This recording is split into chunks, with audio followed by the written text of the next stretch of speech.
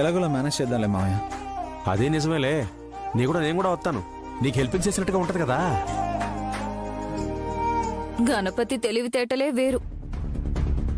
తమరే మెచ్చుకోవాలి మరి. ఊరుకో మావయ్య. సరే అల్లుడు, పదమ్మా, క్యారేజ్ ఎగడదు కానీ రారా.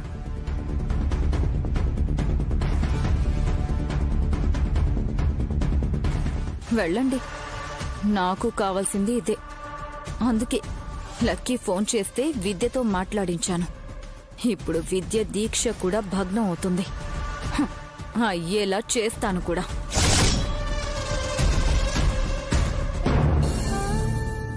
అత్తయ్య, గుడికి వెళ్తున్నాను, మీకు చెప్దామని వచ్చాను. మీరేంటత్తయ్య ఇక్కడ కూర్చుని పనిచేసుకుంటున్నారు? సాయంత్రానికి ఇచ్చేస్తా అని చెప్పాను. హాల్లో కూర్చుంటే మీ పనులకి ఇబ్బందిగా ఉంటుందని ఇక్కడ కూర్చున్నానమ్మా. పండగ పూటైనా మీరు విశ్రాంతి తీసుకోలేకపోయారా? ఈ 2 జాకెట్లే అయిపోతుంది. సరే, ఏమైనా పనుంటే చెప్పండి అత్తయ్య, నేను చేస్తాను. వద్దమ్మా, నువ్వు ముందు గుడికెళ్ళిరా. ఇది పెద్ద పనేం కాదు. పూల సజ్జా కూడా పట్టుకుని వచ్చేశావు. ఆలస్యం చేయకు. ఇంకో గంటలో జనం కూడా గుడికి ఎక్కువగా వస్తారు. సరే అత్తయ్య, ఆయన వస్తే చెప్పండి. అలాగే. ఆ విద్య, పొద్దున్నుంచి ఏమీ తినలేదు. గుళ్ళో ప్రసాదం ఇస్తే తినమ్మా, ఏం పర్వాలేదు. సాయంకాలం దీపాలు వెలిగించే వరకు పచ్చి మంచినీళ్లు కూడా ముట్టుకోకూడదనుకున్నాను.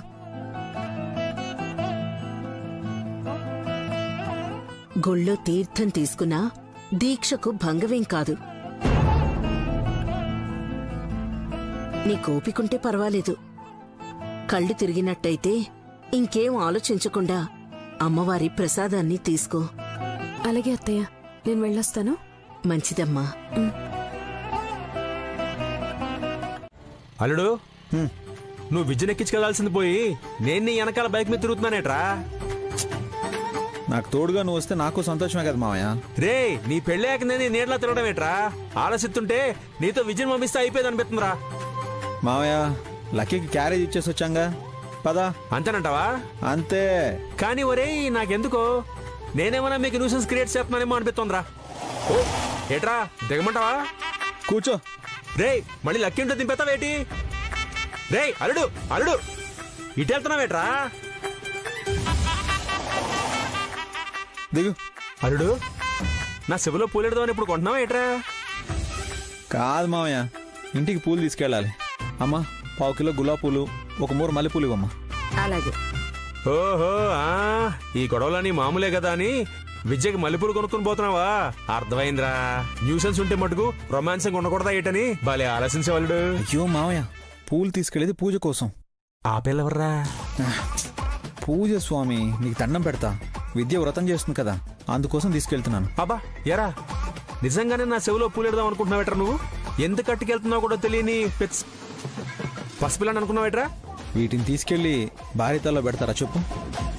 మరి మూడ సంగతి ఏట్రా? మల్లెపూలంటే విద్యకి ఇష్టమని తీసుకెళ్తున్నాను అంతే.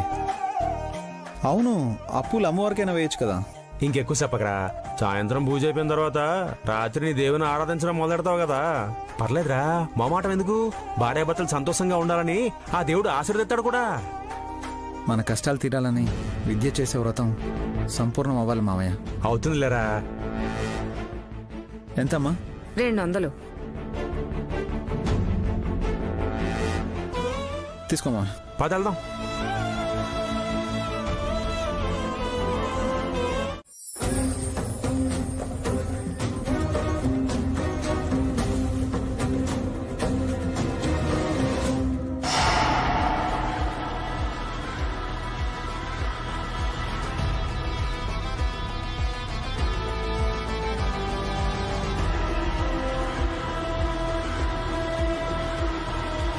అల్లుడు, ఇంట్లో ఎవరు లేరేటి? అక్కా, విద్య, విద్య, అమ్మ విద్య, విద్య, అక్కా, విద్య. మావయ్య గణపతి వాళ్ళు వచ్చినట్టున్నారు, కేకలు వేస్తున్నారు. వినబడింది. విద్య కనిపించిందా?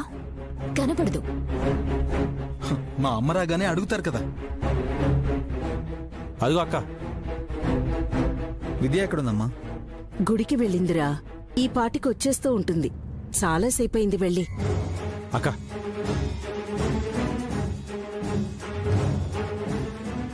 అక్క అల్లుడు వచ్చాక బండి మీద వెళ్ళి రావచ్చుగా, అరగంటలో ఇంట్లో ఉండేవాళ్ళు. దగ్గరే కదా, నడిచి వెళ్తే త్వరగా వచ్చేయచ్చని వెళ్ళిందిరా. వినబడుతున్నాయా వాళ్ళ మాటలు? అసలు విద్య ఎక్క గేటు దాటితేనే కదా వెళ్ళినావిడ తిరిగొస్తుందనడానికి. స్టోర్ రూమ్ లో స్పృహ కోల్పోయి జీవోత్సవంలా పడుంది.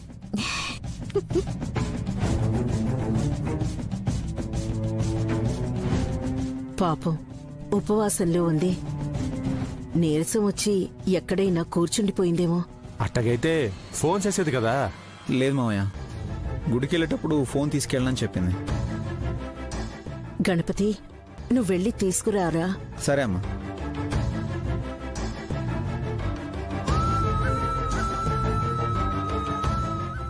పెట్రోల్ దండగా, అసలే రేట్ ఎక్కువ. అత్తయ్య అలాంటిది ఉండనివ్వదు. పైగా సూర్యాస్తమయం కావస్తుంది. పొద్దుపోయేలోపు 8 దీపాలు వెలిగించాలి అని పంతులు గారు చెప్పారు కదా. రేపు సూర్యోదయం అయిపోయేదాకా లేవదు. అస్సలు లేవదు.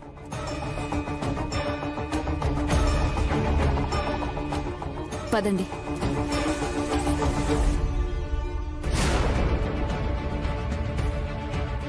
అక్క అల్లుడు చాలాసేపు అయింది, ఇంకా రాలేదేటి? ఒకసారి ఫోన్ చెయ్యి. పిన్ని గారు, విద్య ఎక్కడుంది? దీపాలు వెలిగించే టైం అయింది కదా. ఇంకా రాలేదు.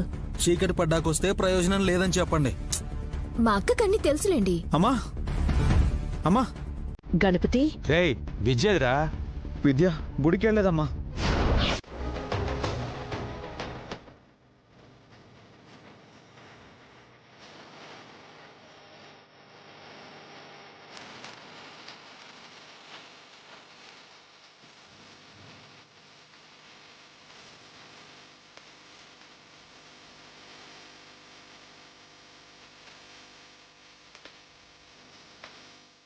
అమ్మ విద్య, త్వరగా కానీ అమ్మా, ఎక్కువ టైం లేదు.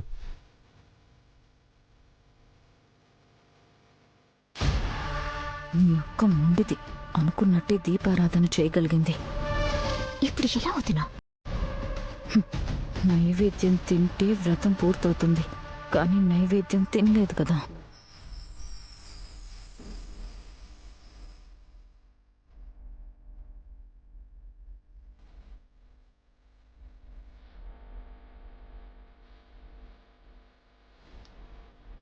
అమ్మ విద్య, మొత్తానికి దీపాలు వెలిగించేసావు.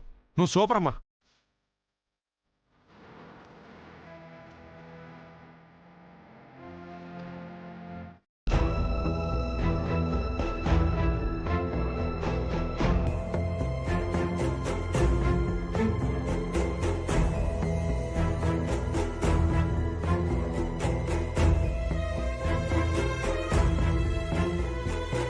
అమ్మ మహాలక్ష్మి, మా అక్క దీక్ష భగ్నం అవుతుందేమో అనుకున్నాం, కానీ సకాలంలో తను దీపారాధన చేసేలా శక్తినిచ్చావు.